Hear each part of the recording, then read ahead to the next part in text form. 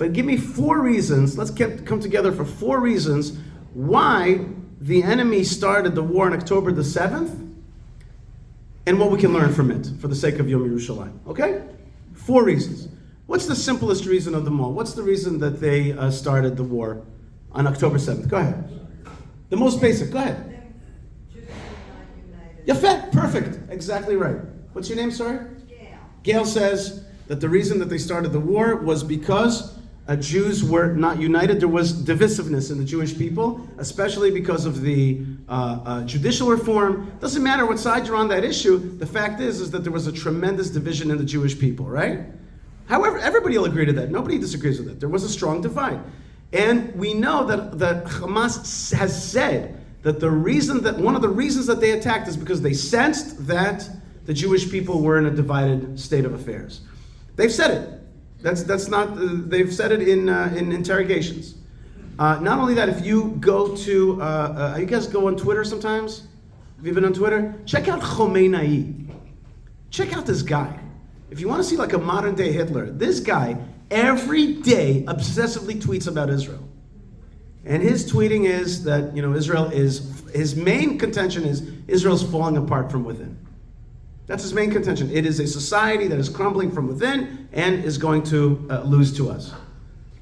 So what can we learn from that?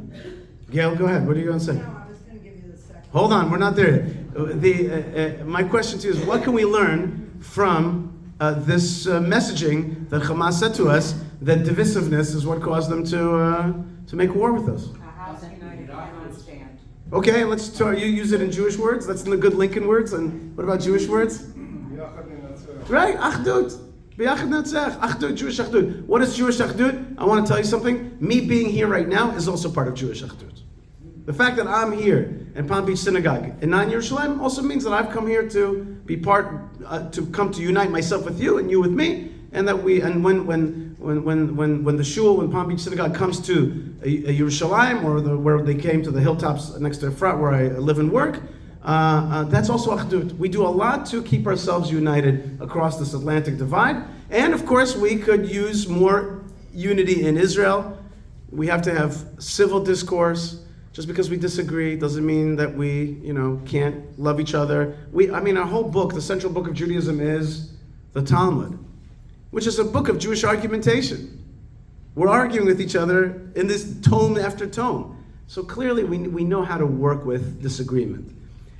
Where we are weak on disagreement is in our driving culture in Israel. We're a little bit weak. When we are on the road, we fight a little too much. Jews hate to merge. We've got a merge problem. Hate to merge. Okay? They are just like, no, I'm not giving it. I've been waiting 2,000 years for this spot, So we got to learn to have a little bit more achdut. Everybody agrees with this. Nobody disagrees that a little bit more achdut is good for the Jewish people. And you know how Dale Carnegie says it, if you do it 5% better, your competitor thinks you're doing it 100% better. 5% more achdut. 5% more achdut. 5% let the other guy merge in front of you. It's okay, 5% a little bit more love for the Jewish people, for one another. A little bit ahavat chinam. Okay, that's number 1. Number 2. Gentlemen, go ahead. I think avoiding of relations with Saudi Arabia. Yafet. Excellent. But let's keep that for number 3. I love it. You're right. Let's keep them. What's number 2, Gail? And we have a weak president here in the U.S. that's not, that's really like pro-Iran and... Okay, let's not get political. We don't want to get I have to be careful up here, okay? I have to be careful up here and try to keep it as broad as possible, but at the same time stick to the truth. But before we get to U.S. issues, what about Israel issues? Yeah. This fine gentleman named Steve. Go ahead. Like the Yom Kippur War, Simchat Torah, they thought we were checked out. Right. I'll translate that to my words, which is the reason they attacked us on October 7th is because we let them. Because we let them. Because they were preparing for 2 years this attack, and we let them. Nobody disagrees with that. Hamas themselves say that they fooled the Jews. For example, do you remember about a year ago there was a big missile attack that Islamic Jihad made out of Gaza? Hamas did not participate. In interrogations, Hamas said, not interrogations actually, on Arabic television, they said it themselves. They're like, we did it on purpose so that the Jews would believe that we're into governance and we're into peace and we're not into conflict right now. We stayed out of it for October 7th. So the Jews would be like, yeah, Hamas doesn't really want war. We have a statement by the head of Army Intelligence 3 months before the attack, and he says, we don't think Hamas is interested in attacking anything. They want peace now. They want normalization. That was 3 months. So clearly we were fooled. Clearly we allowed these tunnels to be built underneath our nose. So, what is the thing that we can learn for it today for Yom Yerushalayim? What is the thing that we can learn from it positively? Yeah, go ahead. Don't be fooled, always Right. be on guard. That's right. That's right. Being Jewish means being on guard. When somebody tells you, yeah, but you guys are the strongest country in the Middle East, be like, don't talk to me like that. I don't want to hear that. We're really an armed ethnic minority defending ourselves. We got tons of enemies, and they are smart, and they are sharp. They're Iran, maybe Turkey. We got stuff in Sinai. I heard now that Iran, my intelligence friends are telling me that Iran is now moving into Jordan. We got tons of problems, and we cannot take them for granted. We are an armed ethnic minority. We are 7.5 million Jews amongst 450 million Arabs in the Middle East.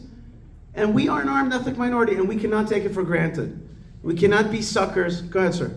These are all great bullet points, but the major thing is these guys are committed to killing all Jews and eradicating the state of Israel. Right. Everything else flows from that, Okay. in my opinion. And what do you do for that? You got to stay pretty darn vigilant. Do you agree with me? Be totally united. Huh? And be totally alert. Yeah, good. So we're in agreement exactly. You said, Regardless of who's president, it's not political. I'm not talking about American presidents right now. I'm talking about the Jewish people. So the first one is, you said it. You said united and alert. Those are exactly my first 2 points. Thank you very much. Excellent.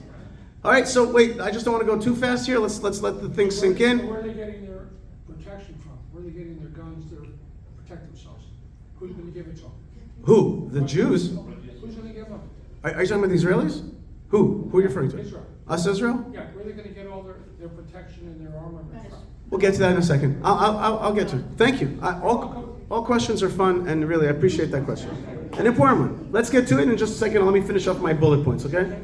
The first one I said is achdut, unity. And the second one is don't be a sucker, be vigilant, ever vigilant, okay? And number 3, now we're going to get to a little bit more esoteric. You guys already mentioned it over here. A third reason that Hamas struck on October 7th is the budding peace with Saudi Arabia. This is very important. This is very, very important.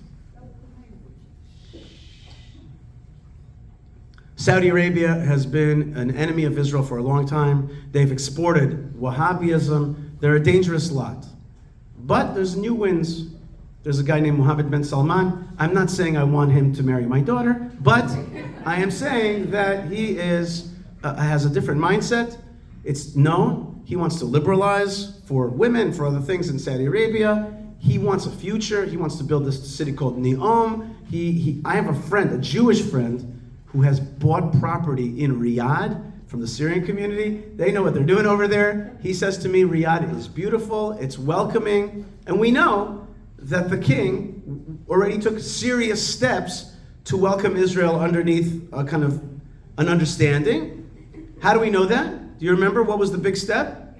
That's right, the flyover, correct. The flyover over Saudi Arabia. They allowed Israeli planes to fly over Saudi Arabia. That's like a big deal. That's like the biggest signal you can have. Because they were like, don't you Jews fly over our airspace, Israel, Then they said, okay, go ahead.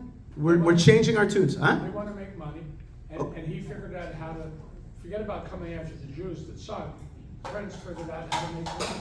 Good. Like the LPJ. So make money with the Jews. That's what he's doing. Good. No, that's exactly what he's doing. Fabulous. Make money with the Jews. That's called business. Exactly. Okay, business is good. Exactly. Let's not, No, that's good. we're in Palm Beach. We know, it's okay. We know, it's fine. It's fine to have good business. That's a good way to make good relations. It's a healthy thing. That's normative. That is normalization. That's not a negative, it's a positive. It's a positive. Tourism, business, high tech, health, great. But behind it is a little bit more religious than you just made it out to be, a tad more, which is, there is a way in Islam to accept Israel as a people that belong in their land. There are 4 verses in the Quran. The Quran has a lot of anti-Semitism. It just does. I read it. But it has also some verses that indicate that the Jewish people have a right to live in the land of Israel and that they have a special status vis-a-vis God. And they're taking these verses and they're basically saying jihadism does not yield such greatness for us. We want to have a future for our kids. And the 100-year war that we've had with the Jews has yielded what? Nothing. Nothing. It has yielded nothing. And if you read the Torah or not read the Torah, you learn the hard way that when you curse the Jews, you get cursed. It's a mechanism of this universe. All countries that are bad to us, in the end, things turn around on them. That's just the mechanics of this universe, okay? And people like MPS started getting to the idea that Israel should be part of the solution, not the problem. Now, it did happen under the Trump administration. Now, originally, they didn't even have a name for this thing, the Abraham Accords. They didn't have that name. If you read David Friedman's book, and he told me himself, they were in the room, and suddenly a 3-star general who happened to be Puerto Rican ran in, and he said, we need a name for this thing. And I think it should be the Abraham Accords. And then Donald Trump was like, don't you think it should be the Trump Accords? And somehow they settled on the Abraham Accords. They settled on the Abraham Accords. And I want to tell you that the name itself is a big thing. The name. Because what is the number one accusation against Israel? What's the number one accusation? Think. What's the number one accusation on campus, at the New York Times? Colonizers, good. No, that's it. Who said it? There you go. The number one single word, the word that describes what they're talking about against us is occupation. Out of that comes the whole consciousness, which is, what does occupation means? You're foreigners, you're white colonialists, you're apartheidists, that whole spiel. We're not Sephardi Jews, we're not from the Middle East, Abraham didn't come from Iraq. The whole thing, you're just a bunch of colonialists from Poland. So that's a very powerful word. That's a powerful word out there, occupation.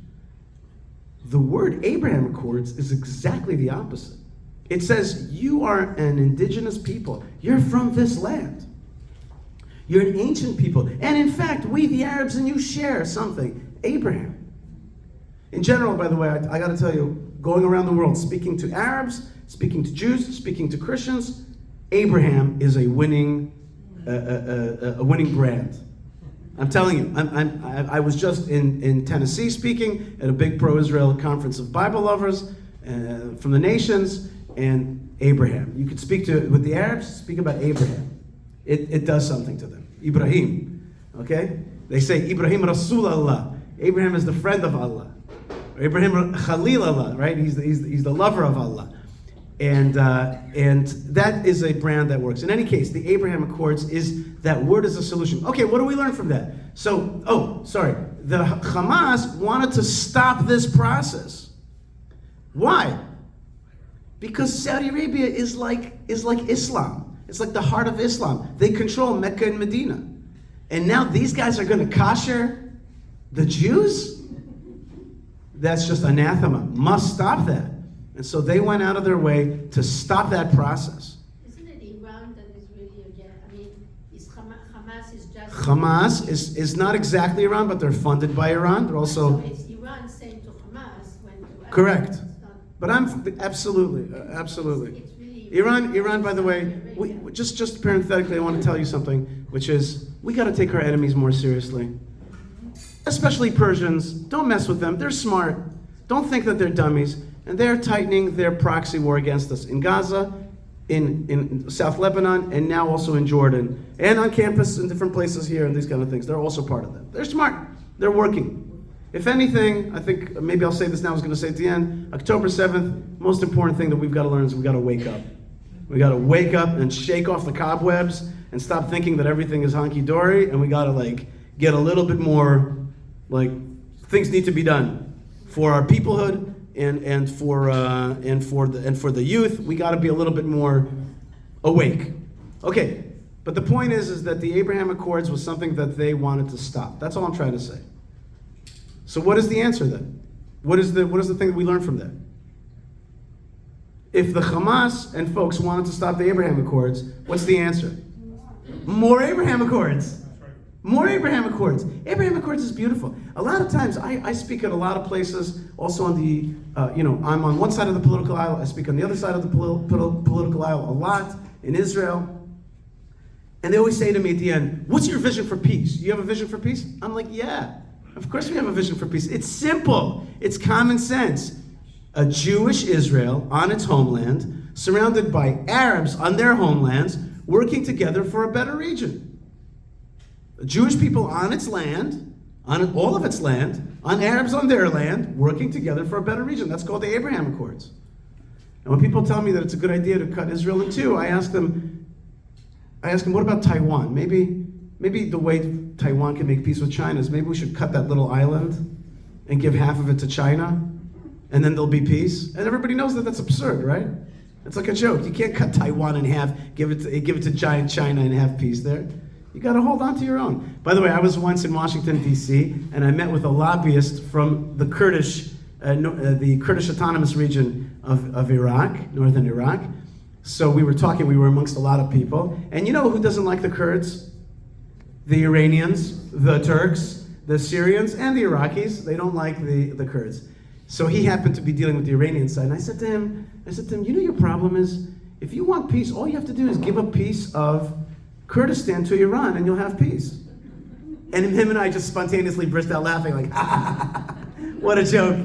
And it's the same thing with Israel. Do you really think that if you chop up parts of Israel and give it to the Hamas, then you're going to appease them? No, of course not. And when you speak with Arabs, which I do a lot, they always say the same thing. I say to them, I have a line that I start with them, I say to them, Shuf, which means look. I say to them, Allah has blessed you. He has given you 400 million children. He has given you 22 countries. He's giving you oil coming out of the ground. Allah loves you. But this land He gave to us, to the Yehud, to the Bani Israel. He gave it to us. We're the Jewish people. And notice, you have never defeated us in a war. How come? I say to them, how come you've never defeated us? Are we bigger than you? Are we richer than you? It's min Allah. I tell them, it's min Allah. Allah wishes that we hold on to this land. So that's my spiel with them. And every time, and this is sad, because they go like this. Is this how it goes? They go, yes, you are right. But you have left the Sinai. You have left South Lebanon. You have left parts of the West Bank. You have left Gaza, which is how they say Gaza. You are shrinking. We are patient, and Allah is with us. That is how they understand the situation. They see Israel as shrinking. And they think that we're colonialists, crusaders, and with time we'll be gone. If you remember anything from my talk tonight, you have to know that point. That is part of the psyche of our region. If you don't understand that, then you don't understand the region. If you think that the way it works in our region is, as I say, you see this remote control? This remote control is so special to me. It's so special to me. But for peace, I'm willing to split it with you. And in the West, that might sound beautiful. In the Middle East, it sounds like he's willing to give up his most precious thing. He's spineless. He's broken. He's shrinking. And inshallah, with time, I will get rid of him totally. That's a fact. Okay, 1 second. Hold on, Gail, 1 second. My point to you is, let's finish this off. Point number 3, which is more Abraham Accords. More Israel in its region. More deals with decent Arab countries that want to move forward. We have to get back on the Saudi Arabian track. Not because we need to kiss up to them, but because we're part of the region. We need to speak their language. By the way, in Israel, they used to teach Arabic in the schools. And I'm so for it. They stopped teaching it years ago. I'm so for it. I want my kids to learn Arabic. You got to know the language of the region. And it helps you understand the mentality. So that's a simple thing. So let me remember. What's the first one we said? More? Achdut. Unity. Second one we said more? Awareness, common sense, and a strong Israel. Don't be pushed around the Middle East. Number 3, more Abraham Accords. And number 4 is the most contentious one, okay? Should we have a little fun? Okay, let's do number 4. Who remembers what else came out in the news? There was a big CBS report on it. There was a big WorldNet Daily article about it. One of the spokesmen of Hamas said this act led them to have to attack on October the 7th.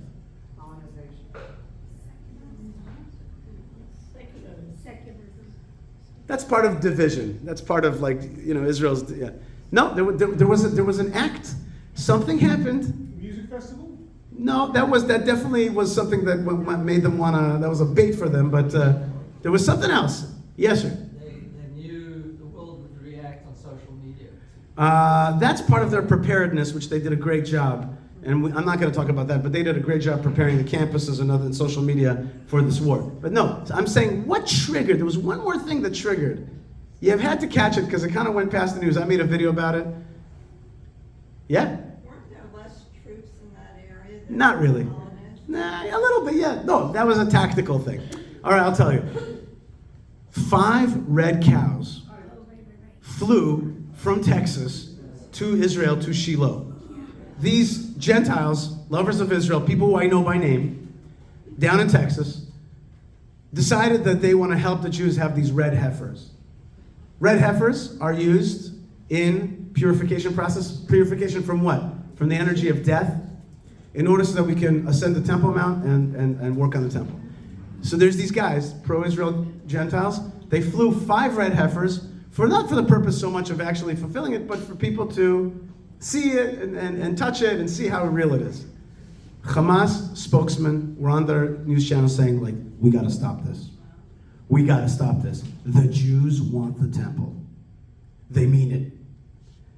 And they're like, we must stop this. Because in their mind, now somebody said to me this before, and I gave a talk in the afternoon. A soldier that was in Gaza said, every house that they went into in Gaza has a picture of the Al-Aqsa Mosque.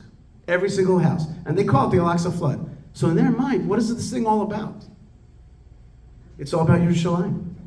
It's all about the Temple Mount. It's all about who God chooses. Now here we could disagree. What's the right answer? Is the right answer therefore more temple consciousness or less temple consciousness? Which one is it? I cannot. Somebody in this room might say to me, the answer therefore is pat down the temple consciousness, but it's not going to work.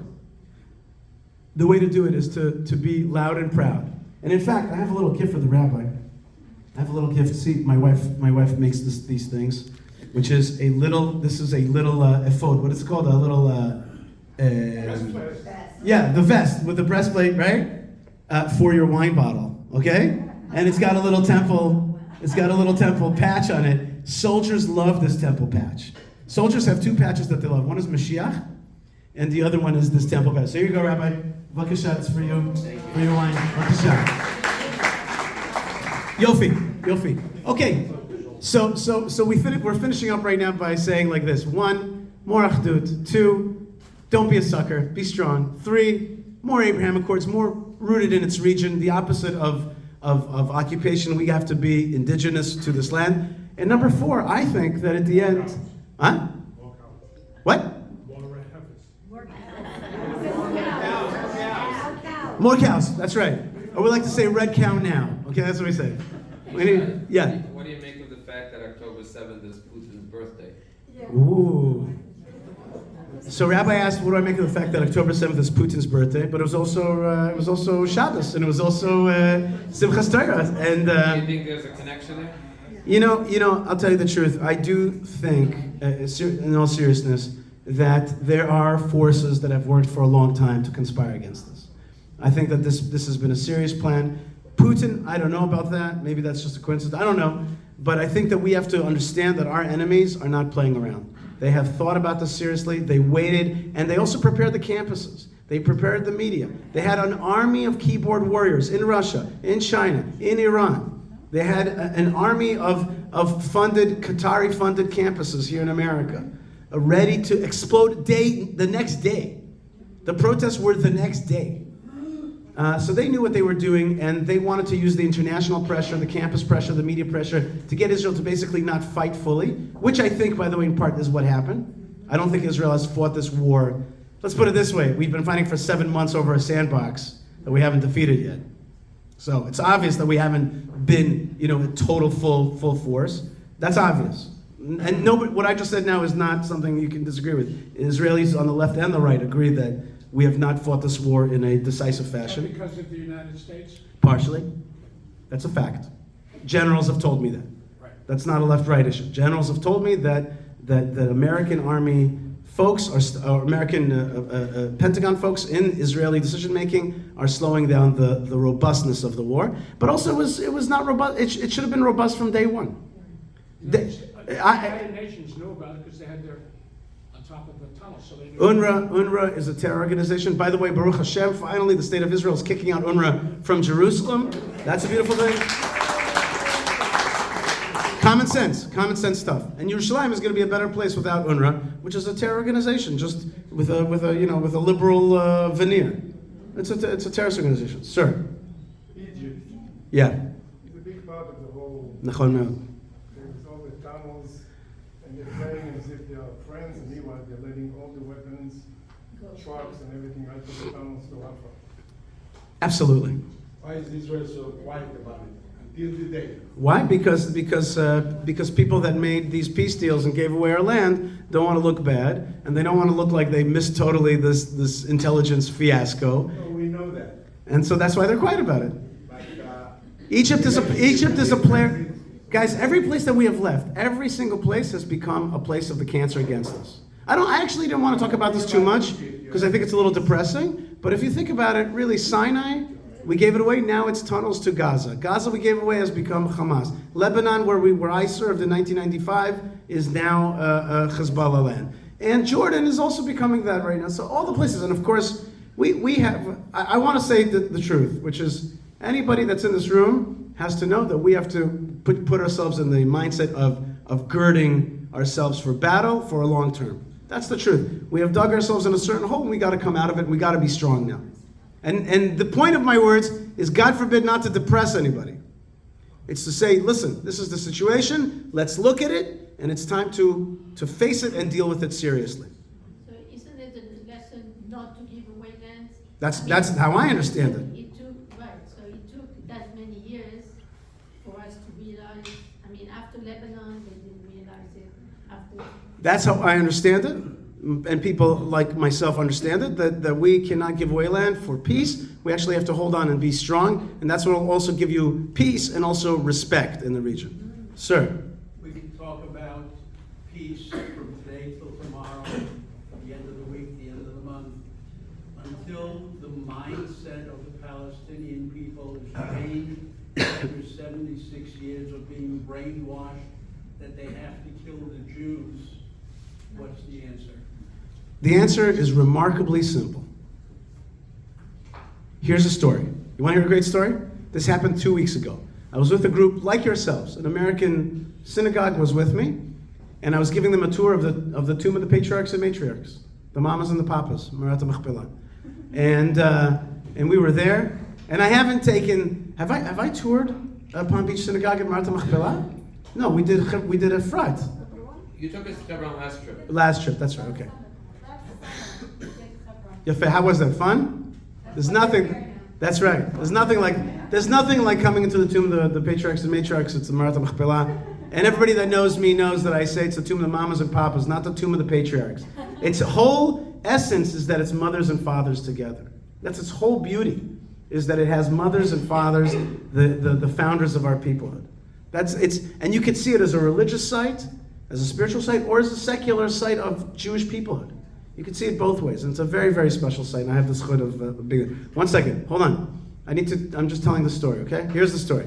So I had a beautiful group like you, and I'm giving them a tour on the stairs of Marat Machpelah. Up comes a general, 3-star general, who happens to be the general who is in charge of Arab-Israel relations in the region. This is called the civil administration, the Minhal Ezrachi, it's called.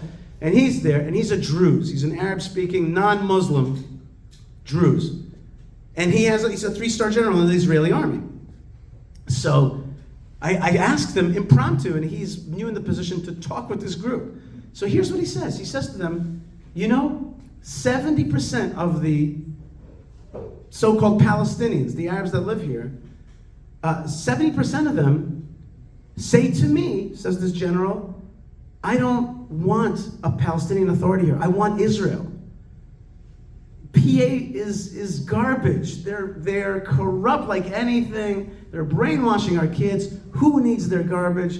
Alavai, inshallah, that the Jews would come back, take over this place, and get rid of this PA already.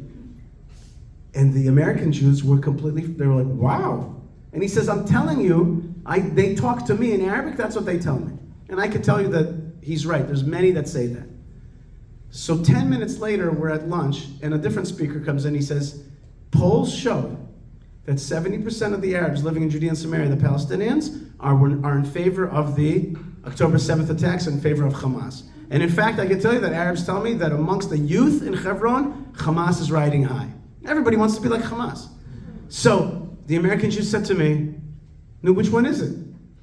Are they pro-Hamas or are they pro-Israel? I said to them, the answer is remarkably simple if you understand the Middle East mind. It depends on who's stronger. If the Hamas is stronger, then it's natural, good, jihad, good, we're on the train to destroy the Jews, and with time, and inshallah, and we're patient, all that stuff. And we're with them, we're with the Hamas. But if the Jews are strong, and they're smashing the heads of the jihad's going nowhere, then a switch turns in the head and says, good, Israel, they'll bring governance, there'll be normal hospitals, normal roads, we'll have commerce, it'll be normal around here, good, that's better than this verstinken, corrupt PA. But it depends on who's strong. That is the Middle East. If you understand that, you understand the region. If you don't understand that, you're just speaking a different language. We have an Israeli analyst from Iran. He says, Arabs eat hummus, you're talking sushi. That's what he says. You got to understand the region. You got to understand the region. All right, 2 more questions. We get to the next thing. This gentleman, then you. Go ahead. You alluded to your service to Lebanon. Thank you. It seems to me that that's more of a powder keg now than Hamas, who's been pretty much destroyed in Gaza.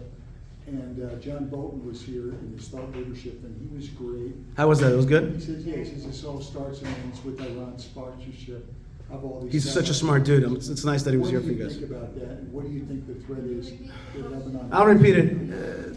Your name? Jim Zisson. Jim says that the threat now is coming more from Iran, from Hezbollah. Jim, I'm not a military analyst, and I'm not here to talk about which one is a little bit more dangerous, which is not. Truth is, we're surrounded by bad guys. Right. And they are serious in Gaza, they are very serious in Lebanon, and if they launch an all-out war against us, we're in trouble. Right. And let me tell you what's more. The Palestinians are all armed, and the Israeli Arabs are aligned today, many of them are aligned with Palestinianism. It's not a simple situation. We've got to decide that we got to do a switch in the head. That we got to be what I said before, an armed, ethnic minority in the region that makes sure to defend itself. And you should not, and it's my opinion, a failure of our leadership that they allowed the enemy to become armed on our borders. We should have zero tolerance for jihad within and on our borders. Should not allow such a thing. In my opinion, Netanyahu, when I was 21 years old, I was an intern at AIPAC. I went to endless amount of these AIPAC conferences. I remember Netanyahu talking about the dangers of Iran 25 years ago. And yet, Litzari, sadly, they have become armed. And they probably do have a nuclear bomb, if not more than one. And the same thing with our enemies. And that is a failure. And things have to change. So Follow up? I was told by somebody, I won't mention his name, he was Netanyahu's roommate at MIT. Okay. He said, why can't you take out these bad guys on the border of Lebanon? We can't. It'll cost us 30 to 50,000 civilian casualties, which is what's holding it back. Jim, let me put it to you in the most stark way possible. If you don't take care of the problem now, you're just kicking it down the road. That's all it is. And that's what I say to my colleagues and friends on the Israeli left. I say to them, guys, we're not talking about feelings and opinions anymore. It's not about niceties and peace and all that. It's not about what the international community. It's a simple question. Are we going to inherit a world to our children that is more dangerous than the one that we had? And that's the bottom line. And you can't play around with that stuff. That's my point. There's got to be a place in the Jewish psyche which knows, okay, we got to stop playing around. This is the moment. Sir, let's finish up because I got to get to the next thing. You seem to have your finger on the pulse more than most people that I've seen here. What's your sense of what the hostages, where they are right? What's the disposition for the hostages right now? Litzari, he asked what's going on with the hostages. He asked what's going on with the hostages. You know what the answer is? the approach was not right. The hostages was a horrific thing. But from day one, I'm going to say something horrible, day one we should have gone Russian mentality. They're like gone. We have to now fight to make sure that there's never again another hostage. That's the bottom line. And you know what? I've heard parents of hostages, and I know not one, I know many, have told me the same thing. They've said, Adif, it would have been better had the army told us your sons or daughters are Kedoshim, they're holy, and go fight this war as though they're gone. Fighting your war with a hand tied behind the back, using the psychological warfare of Hamas, it leads to nothing good. And of course, it adds the price. It makes them believe that they could do it again and again. We have to say to them, it's got to be a ruthlessness. At this moment, it's got to be ruthlessness. That's the way it is. Okay, wait, Steve, and then we got to finish up because I got the next thing. Go ahead, Steve. So you talk about not giving up land, and in the Middle East, the Arabs, I believe, they care more about the land than their own people. And even Netanyahu giving up Hebron to the Arabs was a humongous mistake. So the solution in Gaza, to me, is if you give them the land back, you're just going to have more trouble. So do you see in Israeli society the belief after all these situations that the land is dear in Gaza? Let me answer you. Steve's question was, is there anybody in Israel who believes that we should hold on to this piece of land? Or should we now give it away again to the PA, and that's or whoever, or some Middle East conglomerate that they're talking about, or some kind of international conglomerate? Let's just make it simple, okay? Israel is the best suited to govern that piece of land, and it's the only ones that are going to deter terrorism. UN, we've seen them work in South Lebanon. They have done Zippo, if not plus to the other side. So we know that they're dreck when it comes to protecting our interests. So forget them. Is that okay? Can I use that word? I hope that doesn't count against me. And we know that if we don't administer, govern, and take care of that land, it'll become jihadi again under other constellations. So the answer is simple. Get rid of the bad guys. Help people that need to leave. There's a lot of countries that are now willing to take Gazan refugees. Spain, Scotland, Australia, Belgium, Chile. These are countries that have said that they're willing to take refugees. Hold on. I know you guys are like, don't take them, don't go over there because then they'll be worse. I get it, but we need them out of I got to deal with my problem, okay? I understand other problems, but my bottom line is that's for the people who want to leave willingly. People that want to stay have to be non-jihadists. There's a simple answer to how to deal with them, in my opinion, and I've written a New York Times article about this.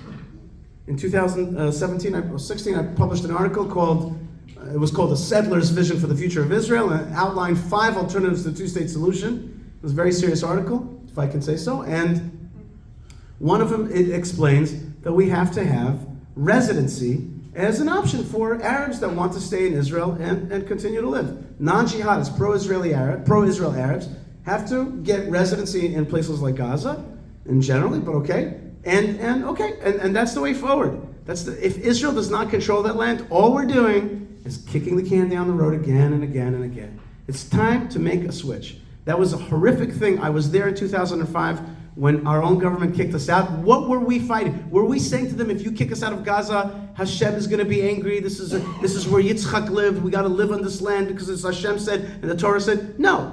Those are all true, but that's not what we were saying. We were saying if you give this land away, the jihad will take over. And Arabs in Gaza were telling me the same thing. They were saying the same thing. They were saying, don't leave this land. You don't understand who's going to take over. They told that to me. I remember it. I remember their fingers through the fences telling me that. And so I'm telling you, it's very simple. It's simple, common sense. We're going to have to rule that land. If our government doesn't do that now, a later government's going to have to fight again and then come to that simple conclusion. Wait, hold on one second. Hold on. Guys, come on. I've done enough of that. I came here to celebrate. All right, go ahead. Go ahead. I can see you're insistent.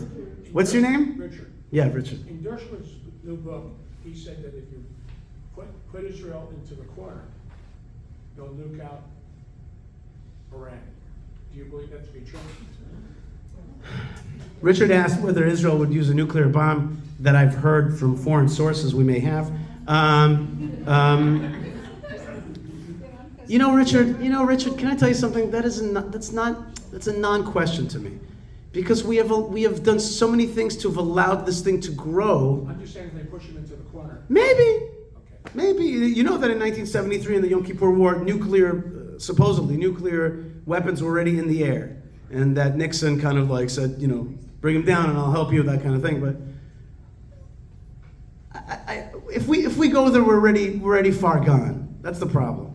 Don't go there. Let's. I didn't mean to go that. Yeah, no, not you. Don't go there. I meant Israel should not go there. We I'm should. just saying if they're pushed into a corner, all he said was in his. Yes. Okay, fine. But come on, man. That's not the issue. The issue is don't get there.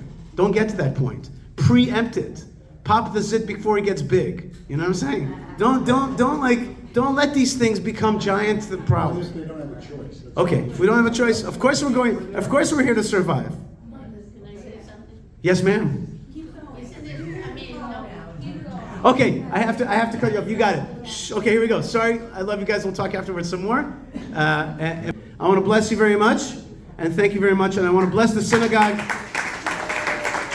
I want to bless the rabbi, the rebbitzin, and the staff, and the folks that are doing security today. Photographer, you deserve a blessing as well. And I want to really bless all of you and continue to just ask you, let's be strong together. God bless you. Toda rabah.